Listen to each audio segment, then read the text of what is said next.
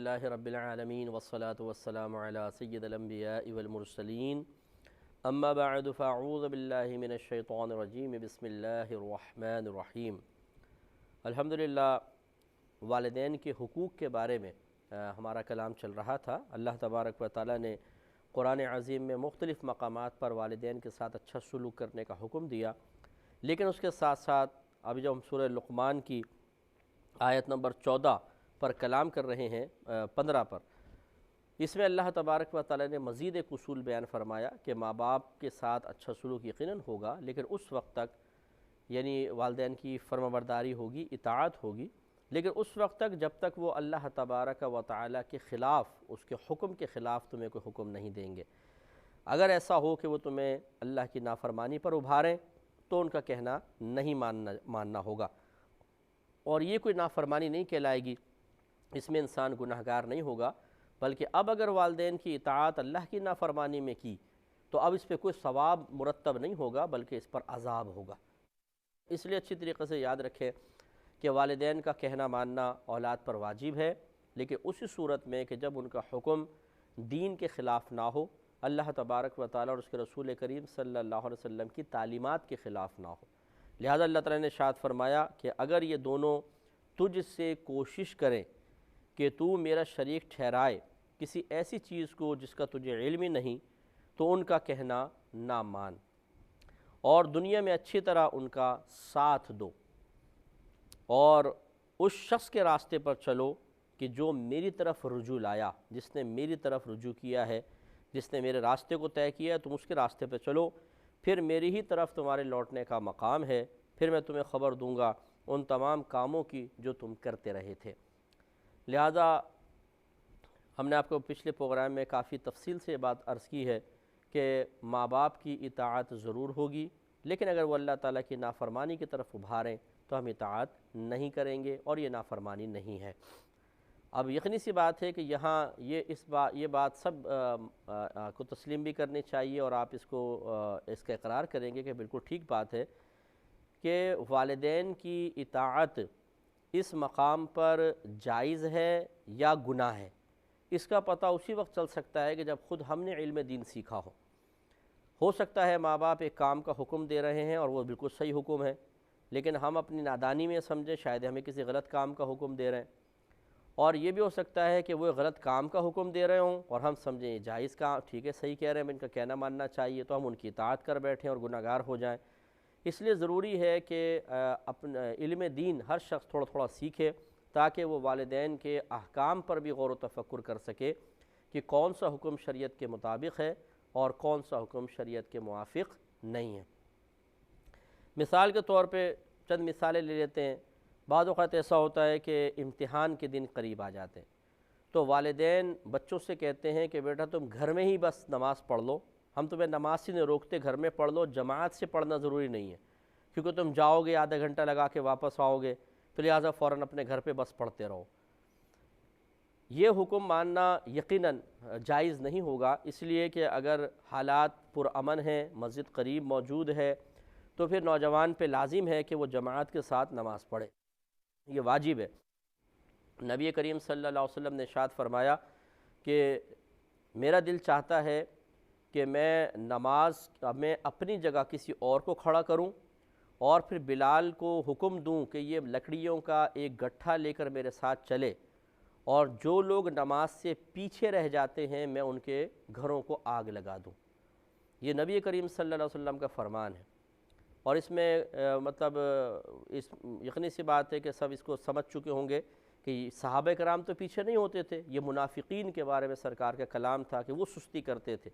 ظاہری طور پہ اپنے آپ کو مسلمان کہتے تھے، دل سے نبی کریم صلی اللہ علیہ وسلم کو نبی تسلیم کرتے نہیں تھے، تو ان کے لیے سرکار نے ارشاد فرمایا کہ میرا دل چاہتا ہے کہ میں اپنی جگہ کسی اور کو کھڑا کروں اور جا کے ان کے گھروں کو آگ لگا دوں۔ لیکن اتنا تو ضرور ہے نا کہ نبی کریم صلی اللہ علیہ وسلم نے اگرچہ وہ منافقین تھے لیکن مسلمان کہلاتے تھے، تو ان کے مسجد تک نہ بلا عذر، کوئی عذر بھی نہیں تھا، بلا عذر نہ آنے کی بنا پر نبی کریم نے اظہار ناراضگی فرمایا ہے۔ اس لیے یہ امتحان والدین یہ سمجھتے ہیں وقت نکلے گا، میں آپ کی خدمت میں سے گزارش کرتا ہوں کہ جو اللہ تبارک و تعالیٰ کے لیے وقت نکالتا ہے، اللہ تعالیٰ اس کے کام میں برکت پیدا کر دیتا ہے۔ یعنی اگر گھر پہ رہ کر بچہ اس کو یاد کرتا رہے، جماعتیں چھوڑے، شاید اس کا ذہن اتنا اچھا نہیں چلے گا، لیکن اگر وہ اللہ کے لیے جاتا ہے اور فوراً نماز پڑھ کے، اور آپ وہاں پہ جماعت سے نماز پڑھیں، باقی نماز گھر پہ آ کے پڑھ لیں، تو اللہ تعالیٰ اس کے ساتھ خصوصی کرم نوازی فرمائے گا، ذہن بھی تیز ہوگا، حافظہ اچھا ہو جائے گا، امتحان میں اس کو سوالات آسان محسوس ہوں گے، ہاتھ بھی نہیں دکھے گا، تیزی کے ساتھ پیپر کر لے گا، برکت اللہ تعالیٰ بہت دیتا ہے۔ لیکن ہمارے اعتقاد کمزور ہیں، ہمارا یقین کمزور ہے، ہم اپنی کوشش پر زیادہ یقین رکھتے ہیں، اللہ تعالیٰ کی مدد پر یقین نہیں ہوتا، حالانکہ صبح سے شام تک ہمارے سارے کام کہ ہماری عقل سے حل ہو رہے ہیں، اللہ تبارک و تعالیٰ کرم فرما رہا ہے، اسی کے ارادوں سے سارے کام جو ہمارے موافق ہو رہے ہیں اسی کے ارادے سے ہیں، اسی کے کرم سے، اسی کے فضل سے ہیں۔ لیکن بہرحال تو اس طرح اچھا بعض والدین ایسے بھی ملے ہیں، کیونکہ میری تو یہ فیلڈ ہے اور میں ایسے ہزار کیسز ہمارے سامنے آئے ہیں، بعض نماز چھڑوا دیتے ہیں، بولتے ہیں نماز معاذ اللہ ثم معاذ اللہ نماز بعد میں بھی ہو سکتی ہے، قضا بھی پڑھ سکتے ہو، ابھی سیدھے بیٹھ کے یہاں تیاری کرو امتحان کی، ٹیوشن پہ جاؤ، چاہے تمہاری نماز نکل جائے، جماعت نکل جائے، ٹیوشن لازم ہے۔ اب یہ والدین بیچارے سمجھتے نہیں ہیں کہ آپ بچے کو نماز چھڑوا کر ٹیوشن کے اوپر بھیج رہے ہیں، میدان محشر میں کیا آپ یہ جواب دے سکیں گے کہ اللہ تعالیٰ چونکہ ٹیوشن یہ پڑھنے جاتا تھا اس ٹائم میں نماز آ جاتی تھی اس لیے ہم نے نماز کو چھڑوا دیا؟ تو کیا یہ عذر اللہ تعالیٰ کی بارگاہ میں چل سکتا ہے؟ آپ سوچئے، تو یقینی سی بات ہے قابل قبول نہیں ہے۔ چاہے اب دیکھیں نا ٹیوشن سینٹر پہ انسان جاتا ہے، اگر ہمارے جیسے ملک ہے، مسلمانوں کا ملک ہے، وہاں پہ اگر 5 منٹ کے لیے بچہ سائیڈ میں مصلی بچھا کے نماز پڑھ لے، 5 منٹ تو بہت میرے خیال میں آرام سے پڑھ سکے گا، ظہر ہے، عصر ہے، فرض کم از کم پڑھ لیں، چلیں سنت موقدہ اور فرائض ادا کر لیں اور اپنے پھر فوراً بیٹھ جائیں، تو زیادہ سے زیادہ 5 منٹ کی پڑھائی نکلے گی۔ لیکن یہ آرڈر کر دینا کہ تمہیں نماز پڑھنی ہی نہیں ہے، یہ غلط طریقہ کار ہے، ایسا نہیں ہونا چاہیے۔ اسی طریقے سے داڑھی جو ہے یہ ایک مٹھی رکھنا فقہا نے واجب قرار دیا ہے، بہت سے والدین داڑھی رکھنے سے منع کر دیتے ہیں، بچے کا خود شوق ہوتا ہے، ذوق ہوتا ہے، وہ چاہتا ہے کہ میں نبی کریم صلی اللہ علیہ وسلم کی سنت پر عامل ہو جاؤں، لیکن والدین اور بعض تو نفرت کرتے ہیں، معاذ اللہ ثم معاذ اللہ، ان کا انجام پتہ نہیں کیا ہوگا میدان معاشر میں، یہ کیسے جواب دے پائیں گے کہ وہ داڑھی سے نفرت کرتے ہیں اور بولتے ہیں معاذ اللہ کھرچ کے آؤ، چھیل کر آؤ منہ،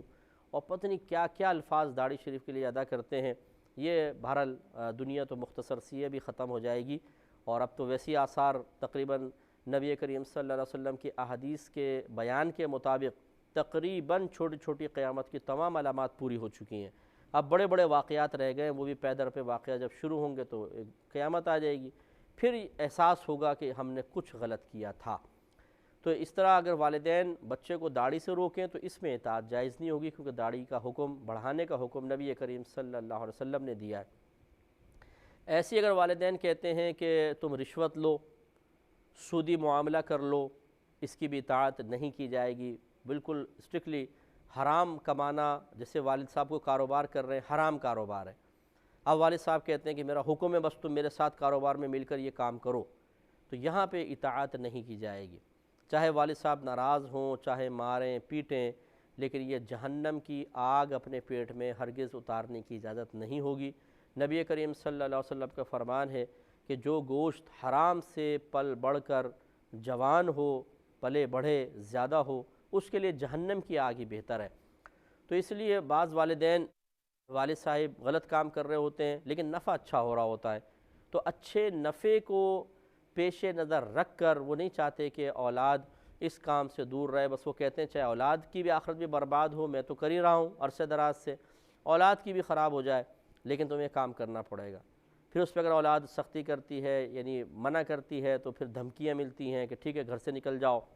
پھر ہم سے پیسے مانگنے کے لیے نہیں آنا، اور اس طریقے سے ایموشنلی بلیک میلنگ یا اس کو مجبور کر دینا، ٹارچر کرنا، اور پھر اس کو اس طرف مائل کر لینا ہو جاتا ہے۔ لیکن بہرحال اولاد کو لازم ہے کہ حرام کام میں اپنے والدین کا بالکل ساتھ نہیں دیا جائے گا۔ ایسے ہی بسا اوقات رشتہ داروں کے معاملے میں ہوتا ہے کہ کوئی جھگڑا ہو گیا، مسائل پیدا ہو گئے، اس میں گواہی دینے کی باری آ جاتی ہے، بسا اوقات والدین اپنے اولاد کو جھوٹ کے لیے استعمال کر لیتے ہیں، کسی پہ الزام لگوا دیتے ہیں، کسی کو اوپر بہتان لگا دیا، جھوٹی گواہی دلوا کے اولاد سے، اور دوسرے کو بیچارے کو سب کے سامنے ذلیل کر دیا گیا۔ اگر ایسا اولاد سمجھتی ہے کہ والدین اس مقام پہ ہمیں مس یوز کر رہے ہیں تو پھر ان کو بالکل اس میں اطاعت نہیں کرنی چاہیے، بدتمیزی بھی نہ کریں، سختی بھی نہ کریں، شدت بھی نہ کریں، لیکن صاف منع کر دینا چاہیے کہ ہم اس معاملے میں آپ کی اطاعت نہیں کر سکتے ہیں۔ کہ شاید کچھ والدین ہو سکتا ہے سن رہے ہوں، ان کو برا محسوس ہو رہا ہو، ہم کوئی والدین کو آپ کی اولاد کو غلط راستہ نہیں دکھا رہے، بلکہ ہم تو وہ راستہ دکھا رہے ہیں جو اللہ تبارک و تعالیٰ اور اس کے رسول کریم صلی اللہ علیہ وسلم نے ہمیں راستہ دکھایا ہے۔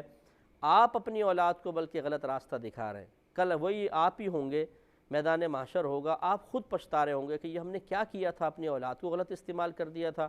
ہم نے اپنے اولاد کو ڈھال بنا کر اپنے غلط مطالبات پورے کر لیے تھے، تو اس وقت آپ کو خود شرمندگی ہوگی۔ لیکن وہاں شرمندہ ہونا اور وہاں پر پھر ہمارے بارے میں یہ کہنا کہ نہیں آپ لوگ صحیح کہتے تھے، کاش ہم آپ کی بات مان لیتے، یہ آپ کو کہنا کوئی نفع نہیں دے گا۔ اس لیے برا مانے بغیر ذرا سوچیں ٹھنڈے دل سے، آپ اپنے اولاد کو غلط کام کے لیے استعمال کر رہے ہیں، ان سے جھوٹ بلوا رہے ہیں، ان کے ذریعے کسی پہ الزام لگوا رہے ہیں، اور ان کے ذریعے کسی بیچارے کے مظلوم پہ ظلم کر رہے ہیں، کسی کا مال دبا رہے ہیں، یہ غلط طریقے ہیں اور اس میں اولاد کو اطاعت ہرگز نہیں کرنی ہوگی۔ ایسے ہی بعض اوقات ماں باپ بیٹے کو جیسے حکم دے دیتے ہیں کہ اپنی بیوی کو طلاق دے دو، اور بات بہت معمولی سی ہوتی ہے، جی بہو نے چائے نہیں بنائی وقت کے اوپر، ناراض ہو گئی امی، انہوں نے کہا جی طلاق دے دو بہو کو۔ ہمارے مہمان آئے تھے، یہ بیماری کا بہانہ کر کے بستر پہ پڑ گئی، چاہے بیچاری وہ واقعی بیمار ہو، بہانے کر کے پڑ جاتی ہے، بستر پہ پڑ گئی تھی اور میری مہمانوں کے سامنے بے عزتی ہو گئی، اس کو طلاق دو، فارغ کر دو۔ یا بچیاں پیدا ہو گئیں 1 2 3، تو بولتے ہیں بھئی یہ تمہاری بیوی تو بڑی منحوس ہے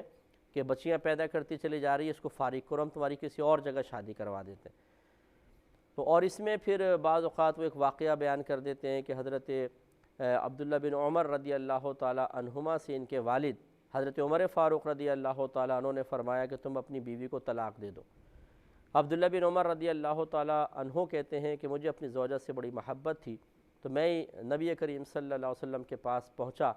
اور میں نے یہ معاملہ عرض کیا، رسول اللہ مجھے اپنی زوجہ سے بڑی محبت ہے، لیکن میرے والد یہ ارشاد فرما رہے ہیں۔ تو سرکار نے فرمایا کہ تم اپنے والد کا کہنا مانو اور بیوی کو طلاق دے دو۔ تو والدین یہ بعض اوقات واقعہ بنیاد بنا کے کہتے ہیں کہ دیکھا نبی کریم صلی اللہ علیہ وسلم نے فرمایا تھا کہ اپنے والد کا کہنا مانو اور بیوی کو طلاق دے دو، لہٰذا تمہیں طلاق دے دینی چاہیے، ہمارا کہنا بھی مانو۔ لیکن ایسے موقع پہ بھی ہم یہ سمجھاتے ہیں کہ بھئی تھوڑا سا اس پر آپ غور و تفکر کریں۔ وہ حضرت عمر فاروق رضی اللہ تعالی عنہ تھے، صحابی رسول ہیں، اپنے نفس پر غالب ہیں، ان کے بارے میں تو نبی کریم صلی اللہ علیہ وسلم یہ فرماتے ہیں کہ جس راستے سے عمر گزرتا ہے اس راستے سے شیطان ہٹ جاتا ہے، وہ راستہ بدل لیتا ہے، اتنا ڈرتا ہے شیطان بھی، کیا وہ آپ کو بہکائے گا۔ اور وہ عالم دین مجتہد صحابی تھے، وہ اگر حضرت عبداللہ بن عمر رضی اللہ تعالی عنہ کو حکم دے رہے ہیں کہ اپنی بیوی کو طلاق دے دو، تو لازم سی بات ہے کسی نفسانی خواہش کے تابع ہو کے تو نہیں دے رہے ہوں گے، کوئی نہ کوئی شرعی وجہ ضرور ہوگی۔ اور حضرت عبداللہ بن عمر رضی اللہ تعالی عنہما نے بھی یہ جا کر نہیں کہا یا رسول اللہ کہ بغیر کسی وجہ کے والد صاحب کہہ رہے ہیں طلاق دے دو تو میں کیوں طلاق دوں، نہیں، وجہ کوئی نہ کوئی معقول تھی، انہوں نے صرف اتنا کہا مجھے اپنی بیوی سے محبت بہت ہے۔ گویا کہ یہ تو آپ نے بھی قرار یعنی زبان سے نہیں کہا، لیکن سمجھ میں آتا ہے کہ یہ آپ بھی مان رہے ہیں کہ کوئی شرعی وجہ ہے طلاق دینے کی، تبھی تو آپ نے دی، لیکن محبت بہت ہے۔ تو سرکار نے فرمایا کہ تم طلاق دے دو، یعنی اس محبت کو قربان کرو اور جس شرعی وجہ سے عمر فاروق آپ کو حکم دے رہے ہیں اس کو آپ پورا کر دیں۔ تو اب اگر آج کے والدین اپنے آپ کو عمر فاروق رضی اللہ تعالیٰ عنہ کی جگہ رکھ کر سمجھ رہے ہیں کہ ہم فیصلہ کرنا ہمارا اسی طریقے سے ہے، تو یہ بڑی افسوسناک صورتحال ہے۔ آپ غیر صحابی ہیں، صحابی نہیں، ہمارے ساتھ نفس و شیطان ہر وقت ہم پر غالب رہتے ہیں، چھوٹی چھوٹی باتوں پہ ہم ناراض ہو جاتے ہیں، علم دین ہمارے پاس بالکل ہوتا نہیں ہے۔ ہم جس وجہ سے اولاد کو اکثر کہہ رہے ہوتے ہیں کہ طلاق دے دو، وہ انتہائی غیر معقول وجوہات ہوتی ہیں، چھوٹی چھوٹی وجوہات جن پر طلاق کا اقدام نہیں کرنا چاہیے۔ ایسے موقع پر اگر اولاد والدین کی اطاعت کر لے تو یقیناً ایک کسی کی بچی کی زندگی خراب ہوتی ہے، اس پہ ظلم ہوتا ہے کہ بعض اوقات اس کی، جیسے میں نے کہا کہ 2 3 بچیاں ہیں، اب والدین نے کہا طلاق دے دو، بیٹے نے کہا جی والدہ کہہ رہی ہیں میں کیا کروں، ابا جان کہہ رہے ہیں چلو جی طلاق دے دی۔ اب بتائیے کہ وہ عورت اپنی بچیوں کو لے کے کہاں جائے گی؟ اگر میکے بھی جاتی ہے، بہرحال ایک مطلقہ ہونے کا داغ اس پہ لگ گیا۔ لوگ تو آپ کو پتہ ہے کتنی باتیں کرتے ہیں کہ بھئی ضرور تم میں کوئی فالٹ ہوگا تبھی شوہر نے تمہیں چھوڑا ہے، تم میں کوئی خرابی ہوگی، پھر بچوں کا ساتھ،